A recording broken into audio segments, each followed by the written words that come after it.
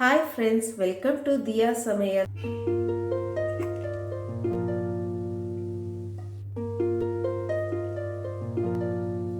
Hi friends, இன்னைக்கு என்ன ஸ்பெஷல்னா ரொம்ப ஸ்பைசியான அதே சமயத்தில் ரொம்ப டேஸ்டான வெண்டைக்காய் வறுவல்.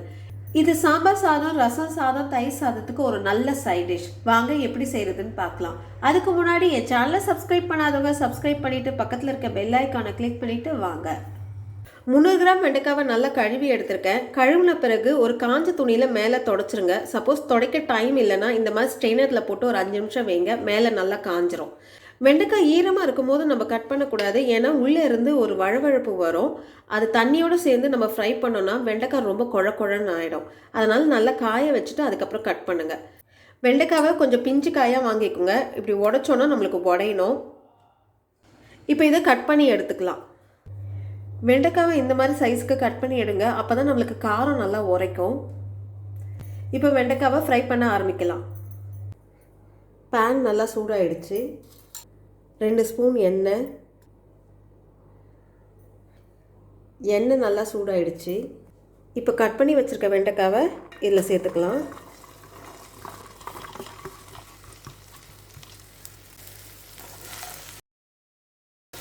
வெண்டைக்காவை இந்த எண்ணெயில் 2 நிமிஷம் நல்லா வதக்கி எடுத்துக்கலாம்.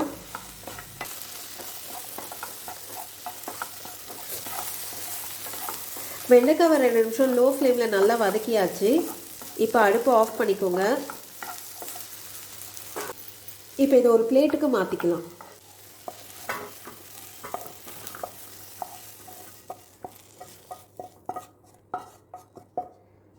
இப்போ இதை ஒரு ஓரமாக வைக்கலாம்.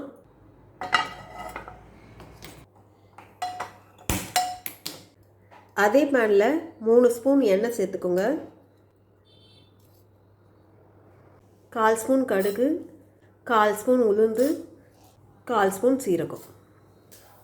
கடுகு நல்லா பொரிஞ்சிருச்சு. இப்போ ஒரு வெங்காயத்தை கட் பண்ணி வச்சுருக்கேன். அதை இதில் சேர்த்துப்போம்.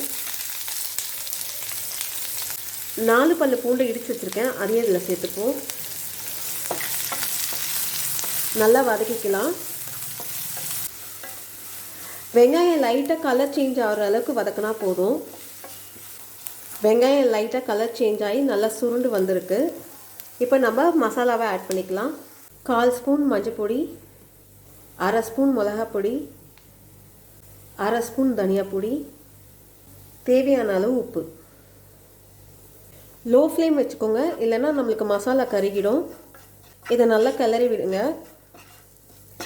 அந்த பச்சை வாசனை போகிற அளவுக்கு நல்லா வதக்கணும். இதை மசாலாவுடைய பச்சை வாசனை போயிடுச்சு. இப்போ நம்ம வதக்கி வச்சுருக்க வெண்டைக்காவை இதில் சேர்த்துக்கலாம்.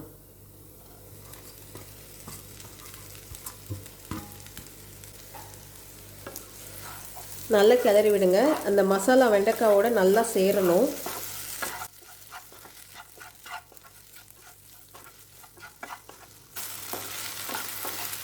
இந்த மசாலாவோட வெண்டைக்காவை நல்லா கிளறி விட்டாச்சு.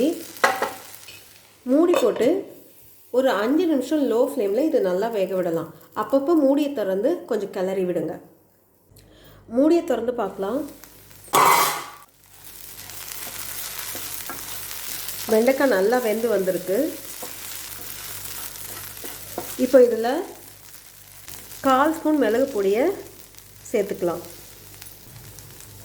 மிளகு பொடி போட்டு நல்லா கிளறி விடுங்க. கடைசியாக மிளகு பொடி போடுறதுனால அதோடைய ஃப்ளேவர் ரொம்ப நல்லாயிருக்கும். மிளகு பொடி போட்டு நல்லா கிளறி விட்டு ஒரு பத்த தேங்காவை நல்லா துருகி வச்சுருக்கேன். அதையும் இதில் ஆட் பண்ணிக்கலாம்.